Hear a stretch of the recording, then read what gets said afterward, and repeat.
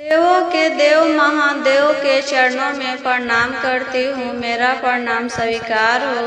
माता पार्वती के चरणों में प्रणाम करती हूँ, मेरा प्रणाम स्वीकार हो। धरती माता के चरणों में प्रणाम करती हूँ, मेरा प्रणाम स्वीकार हो। सभी देवी देवताओं के चरणों में प्रणाम करती हूँ, मेरा प्रणाम स्वीकार हो।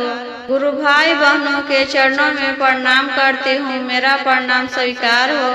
हर हर महादेव। गुरु भाई बहनों, आज हम दुखनी शिष्या बहन के कथा सुना रही हूँ। गुरु बहना जब भी कथा सुन रहे हैं तो पूरा सुनिए, आधा अधूरा नहीं सुनिए। आधा अधूरा सुनने से शिव गुरु का अपमान होता है और पूरा सुनने से ज्ञान होता है।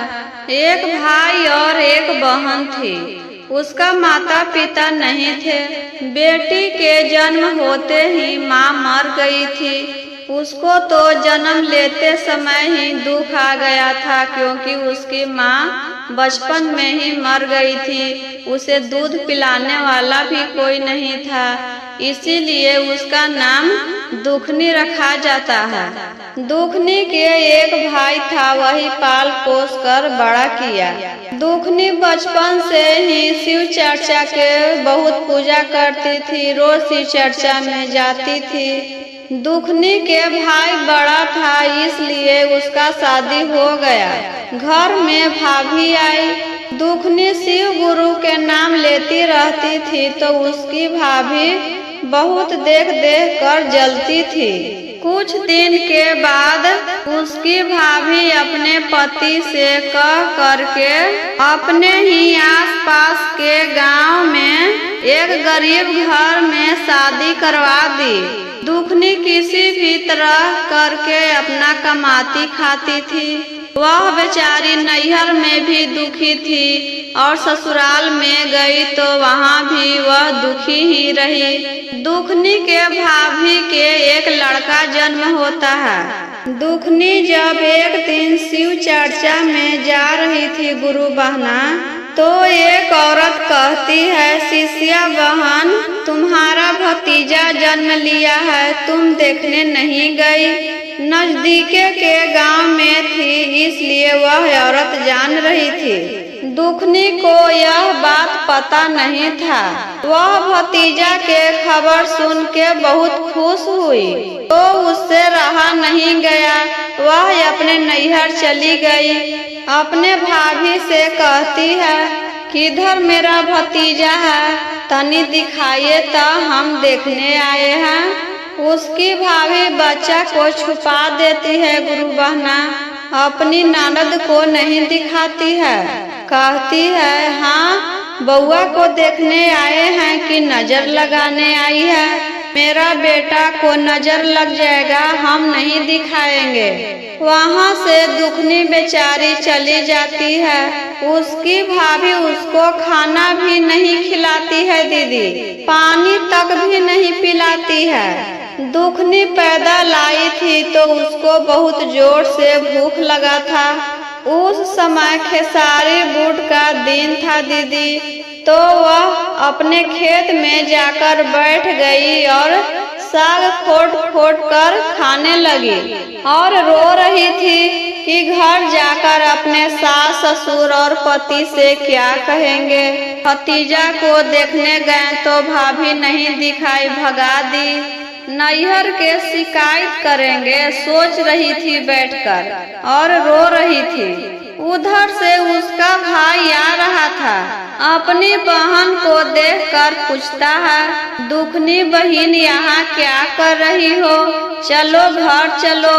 दुखनी कहती है, नहीं भैया घरे नहीं जाएंगे, घरे गए थे तो भाभी भगा दी है। उसका भाई कहता है, अच्छा ऐसे की है, उसको इतना हिम्मत हो गया? अच्छा ठीक है, तू अभी घर जा। उसके भाई अपने घर आता है। अपनी पत्नी से कहता है, दीदी तुम्हारी नैहर में आग लग गया है, तुम्हारी माँ को खाने के लिए एक भी दाना नहीं बचा है, पूरा घर अनाज सब जल कर राख हो गया। तुमको जो कुछ भी देना है अपने माँ के लिए सब बांध कर रखो, हम गाड़ी लेकर आते हैं। पूरा सामान बांध देती है, चावल, गेहूं, दाल, अचार, पलंग, कुर्सी, बिछौना, माने सारी सामान दे देती है। और उसका पति एक ट्रैक्टर लेकर आता है, सारा सामान उस पर रख देता है, पूरा गाड़ी भर जाता है। ड्राइवर से कह देता है मेरी बहन दुखनी के घर जाकर सारा सामान पहुंचा देना। ड्राइवर सब ले जाकर दुखनी के घर में उतार देता है और अपने घर चला जाता है। घर आने के बाद उसकी भाभी पूछती है, भैया मेरी नैहर गए थे ना, सारा सामान जल गया है, कुछ भी नहीं बचा है, आप देखे हैं ना। ड्राइवर कहता है नैहर और आग लग गया है, हम तो दुखनी के घर गए थे, वहीं पर सब सामान पहुंचा दिए। उसकी भाभी तो कपार पर हाथ देकर बैठ जाती है। दीदी सोचती है अपना घर खाली करके अपने माँ के लिए दिए थे तो अपनी बहन के घर पहुंचा दिए, अच्छा इसका बदला तो हम लेकर रहेंगे। उसका लड़का बीमार पड़ जाता है दीदी, तो अपने पति को एक ब्राह्मण के पास भेजती है, जाइए ना पूछिए कि क्या करने पड़ेगा, मेरा बेटा कैसे ठीक होगा। जाता है तो ब्राह्मण कहता है बच्चा तो 27 में पड़ गया है, 27 के पूजा करने पर वह ठीक हो जाएगा, सारा ग्रह कट जाएगा। घरे आकर अपनी पत्नी से कहता है पंडित जी 27 के पूजा करने के लिए बोल रहे हैं और उसमें फुआ को गर्म पानी से नहाना है घूंघट ओढ़ के, तब बच्चा ठीक हो जाएगा। तो कहती है इसमें क्या है जी, 27 के पूजा करवा लेते हैं, जाइए सब जगह न्योता भेज दीजिए, सबके बुला लीजिए। सब जगह जा जाकर न्योता दे देता है, अपना ससुराल भी जाता है न्योता देने के लिए। अपनी सास से कहता है 27 के दिन आप घूंघट में आइएगा और आंगन में बैठकर गर्म पानी से नहाने के बाद ही लड़का के मुंह देखना है, नहीं तो ग्रह है। तब बुढ़िया कहती है इसमें क्या दिक्कत है बेटा, उसी दिन आएंगे, पहले से नहीं आएंगे, नहाने के बाद ही अपने नाती को देखेंगे। 27 के दिन नजदीक आ जाता है दीदी, सब हित नाता चल आते हैं। उस दिन उसकी बेटी गर्म पानी कर रही थी और पूरा पानी को खौला दी। वह तो जान रही थी कि मेरी ननद के नहाना है, इसी बहाने मर भी जाएगी। सारा सामान ले जाकर दे देते हैं, ना बास रहेगा यार, ना बौसली बजेगी। ननद मर जाएगी तो फिर किसको सामान पहुंचाएंगे।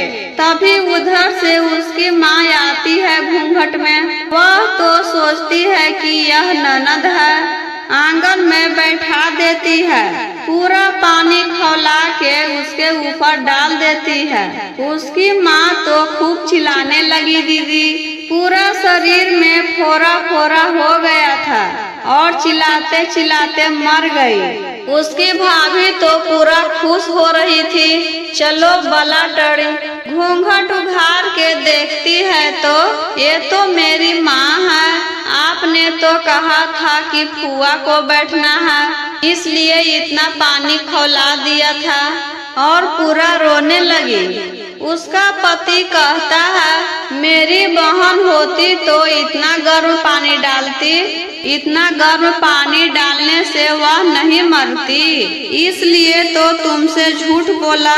मैं जान रहा था कि तुम ऐसा ही कुछ करोगी, जैसी करनी वैसी भरनी, भुगतो अब। इसलिए किसी को भी चोट पहुंचाने के बारे में नहीं सोचना चाहिए, सबको एक समान समझना चाहिए। जो कुआं खोदता है वही पहले उसमें गिरता है, ऐसे ही और वीडियो देखने के लिए चैनल को सब्सक्राइब करें, लाइक करें, शेयर करें। मेरा वीडियो कैसा लगा दीदी कमेंट बॉक्स में जरूर बताएं। हर हर महादेव।